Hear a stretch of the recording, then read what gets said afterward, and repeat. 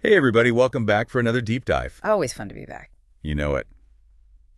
And today we're tackling something that's always top of mind, but also something that a lot of people find kind of intimidating. Definitely. We're talking personal finance. Yeah, it's one of those things, right? You know it's important, but it can feel overwhelming. Absolutely. Like, where do you even begin? Exactly. But luckily for us, we've got this awesome source that lays out a super clear roadmap for financial planning. It really does. I mean, it breaks it down into steps. Like a roadmap, right? It tells you where you are, where you want to go. And how to get there. Exactly. So no more excuses for feeling lost in the financial wilderness. Right. So the first thing this source hits on is the whole idea of building a relationship with a financial advisor. Okay. Now, I know some people might be thinking, do I really need an advisor? What do you think?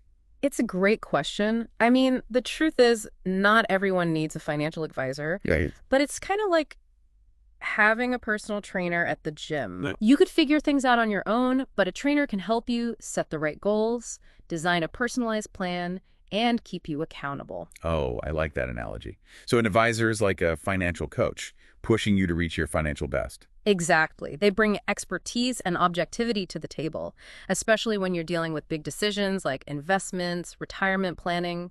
Yeah, that stuff can be a minefield. Definitely.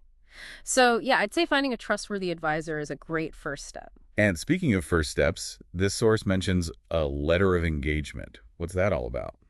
Sounds pretty serious. It is. This is a formal document that outlines the advisor's services, their fees, and your responsibilities as the client. Okay, so it's basically like a contract, making sure everyone's clear on what they're getting into. Precisely. And it also includes important details like how they'll communicate with you, how often you'll meet, and how your investments will be managed. Smart. No room for confusion. Exactly. Transparency is key. All right, so let's say we've found our perfect financial guru.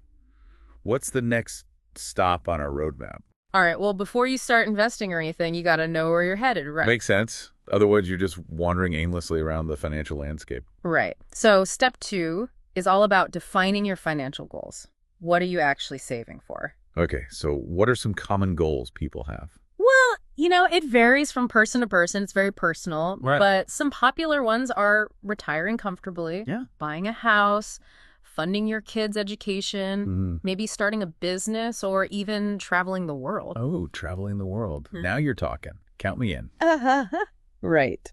But, okay, let's say we've got these grand dreams swirling around in our heads. How do we turn them into concrete financial plans? All right, so this is where we get down to brass tacks. Okay. And this is where the data comes in. The source uses the analogy of building a house, and I think it's perfect. I like it. You wouldn't start building a house without a blueprint, right? No way. You'd end up with a disaster. Exactly.